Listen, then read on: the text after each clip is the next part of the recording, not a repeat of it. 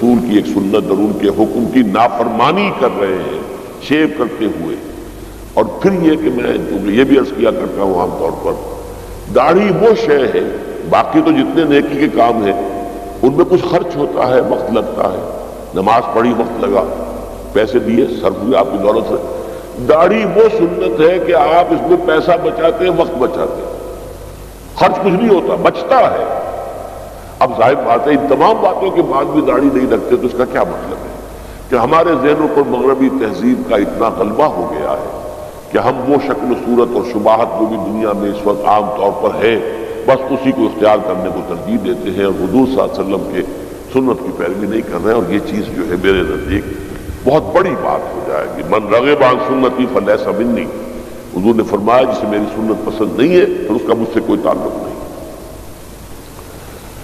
نیز نماز کے بعد دعا کرنا کسی حدیث سے ثبوت ملتا ہے یا نہیں؟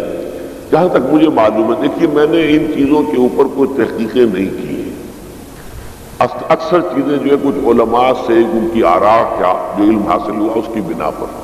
میرے نزدیک اصل شے یہ ہے ہی نہیں. اصل شے قرآن کے اندر غور و فکر کریں، سوچ بچار کریں، اس کے وہ لوگوں تک پہنچانے کے لیے اپنا وقت صرف کریں اور جو محکمات ہیں دین کے ان کو عام کریں.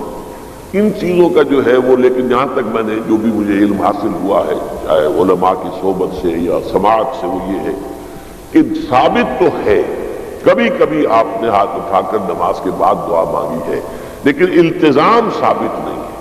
ہمارے ہاں بدقسمتی سے ہمارے ہاں تو عام طور پر تصور یہ ہو گیا ہے کہ گویا کہ اگر دعا نہیں مانگی تو نماز ہی نہیں پڑھی، گویا کہ نماز کا وہ جزو لازم بن گیا. یہ اصل میں مغالطہ ہے.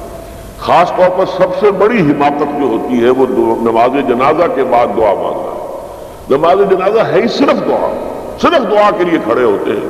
اللہ کی حمد و ثنا، حضور پر درود و پھر دعا. اب وہ چونکہ پتہ نہیں، جاہل لوگ ہیں، کچھ پتہ ہی نہیں ہم نے کیا پڑھا یا پڑھتے ہی نہیں، پتہ ہی نہیں، دعا یاد ہی نہیں. وہ تو کھڑے ہو گئے آ کر اس لیے کہ بہرحال عزیز ہے فوت ہوا ہے تو اب شریک تو ہونا ہی ہے. اس وجہ سے وہ جہالت کی وجہ سے پھر وہ دعا کرتے ہیں. دعا کا کوئی مطلب ہی نہیں. دعا تو کی ہے، بہترین دعا کی ہے، مسنون دعا کی ہے، صف بستہ ہو کر کی ہے، امام کے پیچھے قبلہ رخ ہو کر کی ہے. اس سے بہتر دعا کون سی ہوگی؟ ڈاکٹر عابد مجید صاحب، میں ملازمت کے سلسلے میں بیرون ملک سعودی عرب جا رہا ہوں اور میرے پاس درس قرآن اور دوسرے موضوعات پر تقریباً 300 آڈیو کیسٹ ہیں جو میں ساتھ لے جانا چاہتا ہوں، مگر میرے سننے میں آیا ہے کہ اس پر سخت پابندی ہے. آخر کیا وجہ ہے وضاحت فرمائیں.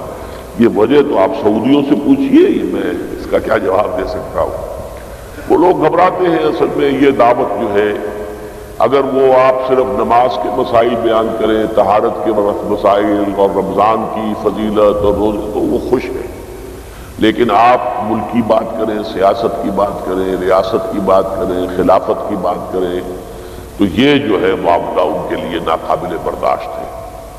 میں وہ خلافت کانفرنس ایک ہوئی تھی سن 94 میں لندن میں، حزب التحریر کی اس میں چلا گیا تھا. اس کی مجھے فوراً نقد سزا یہ ملی تھی کہ ویزا میرا ایشو تھا، دبئی ایئرپورٹ سے مجھے واپس کر دیا گیا، جائیے نو انٹری، اور آج تک اب میرا وہاں پر داخلہ بند ہے. تو میرا داخلہ بند ہے تو میرے کیسٹ کیسے وہ قبول کر لیں گے؟ ویسے یہ کہ کوئی 2-2 4-4 کیسٹ تو بعض اوقات لے جاتے ہیں حضرات، ہمارے احباب آتے ہیں لے جاتے ہیں، اور یہ اس میں ڈیپینڈ بھی کرتا ہے کون شخص اس وقت کھڑا ہوا ہے وہاں پر. کچھ لوگ ذرا نرم طبیعت کے ہوتے ہیں، کچھ سخت ہوتے ہیں. بہرحال رسک ہے آپ کے لیے، آپ دیکھ لیجیے. لیکن یہ کہ میں بہرحال اس کی وضاحت میرے ذمہ نہیں ہے، یہ سعودی حکومت کے ذمہ ہے.